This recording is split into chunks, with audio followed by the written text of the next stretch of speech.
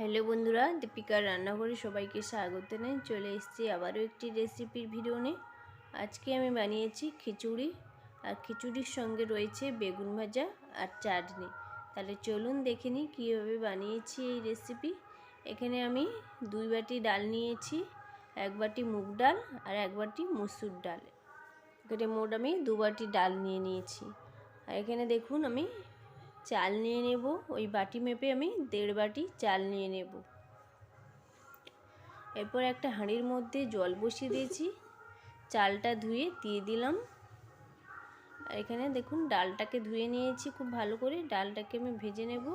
আর এখানে কি কি সবজি নিয়েছি, বিনকড়ি, আলু, গাজর, ফুলকপি আর নিয়েছি মটরশুঁটি। এরপর আমি একটা কড়াই বসিয়ে কড়ার মধ্যে তেল দিয়ে দিলাম ডালটাকে হালকা করে একটু ভেজে নেব।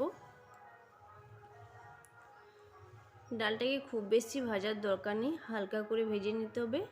ডালটা ভাজা হয়ে গেছে। এরপর আমি চালের সঙ্গে ডালটাকেও খুব ভালোভাবে চাল আর ডাল সেদ্ধ করে নেব। আর এদিকে দেখুন সব সবজিগুলো আমি ভেজে নেব। প্রথমে আমি কেটে রাখা আলুগুলো ভেজে নিচ্ছি লবণ হলুদ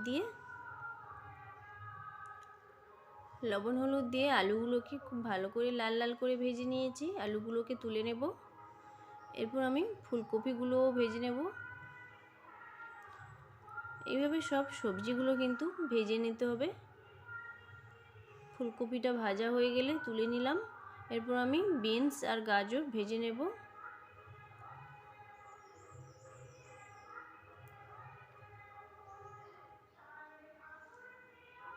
বিনস আর গাজরটা ভাজা হয়ে গেলে বিনস আর গাজরটাও তুলে নিলাম। এরপর আমি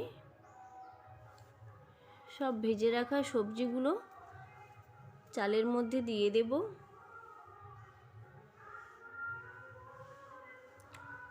সব ভেজে রাখা সবজিগুলো দিয়ে দিলাম। এরপর আমি চাল, ডাল, সবজি সব কিছু খুব ভালোভাবে সেদ্ধ করে নেব।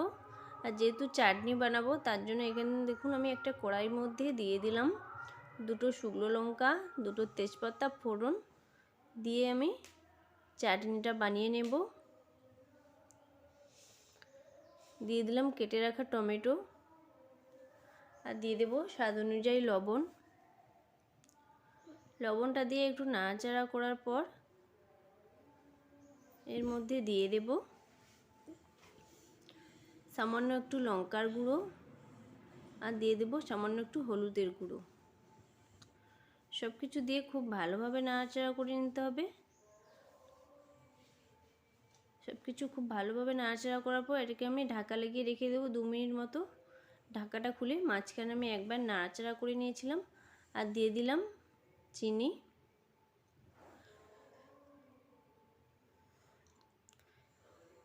চাটনিটা আমার প্রায় রেডি হয়ে এসছে। চিনিটা দিয়ে আবারও একটু নাড়াচাড়া করার পর চাটনিটাকে আমি ঢেলে নেব। আর এদিকে দেখুন বেগুন ভাজার জন্য বেগুনগুলোকে এইভাবে আমি কেটে নিয়েছি।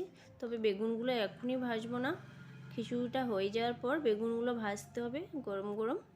এদিকে দেখুন সব সবজিগুলো সেদ্ধ হয়ে গেছে খুব ভালোভাবে। এর মধ্যে দিয়ে দিলাম স্বাদ অনুযায়ী লবণ। এরপর আমি খিচুড়ির জন্য নিয়েছি 2টো তেজপাতা, শুকনো লঙ্কা, 5 ফোড়ন আর দিয়ে দিলাম কেটে রাখা পেঁয়াজ।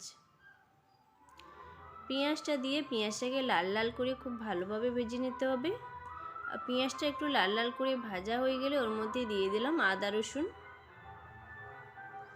আদা রসুনটা দিয়ে আদা রসুনটাকে খুব ভালো করে লাল লাল করে ভেজে নিতে হবে যাতে করে আদা রসুনের কাঁচা গন্ধটা ছেড়ে যায়। এরপর আমি এর মধ্যে দিয়ে দেব 2টো কেটে রাখা টমেটো আর দিয়ে দিলাম 1/2 চামচ হলুদের গুঁড়ো আর 1/2 চামচ লঙ্কার গুঁড়ো। সব কিছু খুব ভালোভাবে নাড়াচাড়া করে কষিয়ে নিয়েছি। এরপর এর মধ্যে দিয়ে দিলাম মটরশুঁটি আর মটরশুঁটিটা দিয়ে সব কিছু খুব ভালোভাবে কষিয়ে নিতে হবে। এর মধ্যে আমি সামান্য একটু জলও দিয়েছি। জলটা দিয়ে খুব ভালোভাবে কষিয়ে নিয়েছি, মশলা থেকে তেল ছেড়ে গেছে। এরপর আমি এর মধ্যে এই মশলাটাকে আমি হাঁড়ির মধ্যে খিচুড়ির সাথে খুব ভালোভাবে মিশিয়ে নেব। মশলাটাকে দিয়ে খুব ভালোভাবে মিশিয়ে নিয়েছি। আর এর মধ্যে আমি 2 চামচ চিনি দিয়েছি। খিচুড়ির মধ্যে চিনি দিলে খেতে ভালো লাগে, মিষ্টি মিষ্টি। এরপর আমি বেগুনগুলোকে ভেজে নেব।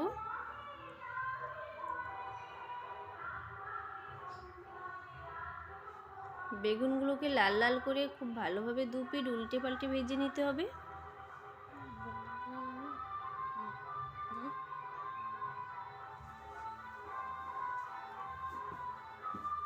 বেগুনগুলোকে লাল লাল করে খুব ভালোভাবে 2 পিঠ ভেজে নিয়েছি। বেগুনগুলো আমার ভাজা হয়ে গেছে, তুলে নিয়েছি। রেডি হয়ে গেছে আজকের খিচুড়ি, বেগুন ভাজা আর চাটনি। আপনারাও বাড়িতে খুব সহজে এইভাবে খিচুড়ি, বেগুন ভাজা, চাটনি বানিয়ে খেতে পারেন। ভিডিওটা ভালো লাগলে একটা সাবস্ক্রাইব করার অনুরোধ রইল, আর বন্ধুদের সাথে শেয়ার করে নিও। ফিরে আসছি পরবর্তী ভিডিও নিয়ে।